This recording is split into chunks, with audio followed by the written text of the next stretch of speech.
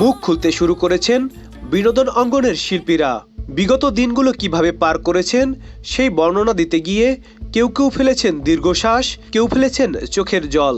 সেই দলে আছেন নন্দিত কণ্ঠশিল্পী কনক চাপা, যার গান ছাড়া একসময় ঢালিউডে সিনেমা হতো না। সেই শিল্পীকেও অর্ধযুগের বেশি সময় ধরে গান গাওয়া থেকে বিরত রাখা হয়েছিল। সাম্প্রতিক সময়ের নানা ঘটনা স্পর্শ করেছে শিল্পী কনক চাপাকেও। বৈষম্য বিরোধী ছাত্র আন্দোলনে তিনিও ছিলেন ছাত্রদের পক্ষে। ছাত্র হত্যার প্রতিবাদে গত 17 জুলাই ফেসবুকে তিনি লিখেছিলেন, আমি সবসময় ন্যায়ের পক্ষে, ছাত্রদের যৌক্তিক আন্দোলনে হামলা, নিপীড়ন, রক্তপাত বন্ধ হোক, স্বাধীন বাংলাদেশে সম অধিকার নিশ্চিত হোক। ছাত্র জনতার অভ্যুত্থানের মাধ্যমে সরকার পতনের পর মুখ খুললেন কনক চাপা। এতকাল গান ছেড়ে রান্নায় মনোযোগ দিয়েছিলেন তিনি। রীতিমতো রন্ধনশিল্পী হিসেবে নিজেকে পরিচিত করিয়ে ফেলেছিলেন। বাংলাদেশ জাতীয়তাবাদী দলের বিএনপি রাজনীতিতে সক্রিয় ছিলেন এই শিল্পী। এ কারণেই হয়তো বিগত সরকারের আমলে অনেক ভোগান্তি পোহাতে হয়েছে তাকে। প্রিয় নাম্বার সেট করে বিকাশে সেন্ড মানি করুন ফ্রি।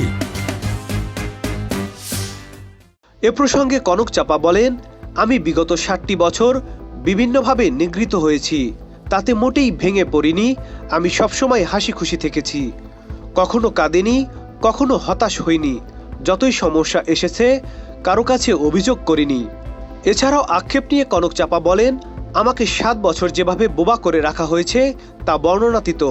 আমি কোনো কিছু লিখতে পারতাম না, শুধু তাই নয়, আমি গান গাইতে পারিনি। একজন শিল্পী যদি গান গাইতে না পারে তার বোবা হয়ে যাওয়াই ভালো। কিন্তু এত কিছুর পরেও আমি আশা হারাইনি। 3 দশকের বেশি সময় ধরে গান করেছেন কনক চাপা। চলচ্চিত্রে তার গাওয়া গানের সংখ্যা 3000-এরও বেশি। 35টিরও বেশি একক গানের অ্যালবাম প্রকাশিত হয়েছে তার। কনক চাপার গাওয়া জনপ্রিয় গানগুলোর মধ্যে অনেক সাধনার পরে আমি, তোমাকে চাই শুধু তোমাকে চাই, ভালো আছি ভালো থেকো, যে প্রেম স্বর্গ থেকে এসে, তোমায় দেখলে মনে হয়, অনন্ত প্রেম তুমি দাও আমাকে, তুমি আমার এমনই একজন উল্লেখযোগ্য।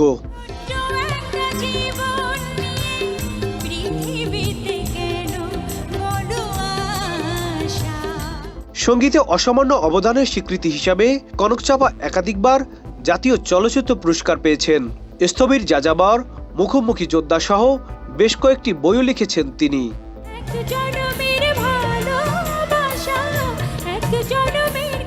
Nadim Hasan, channel I.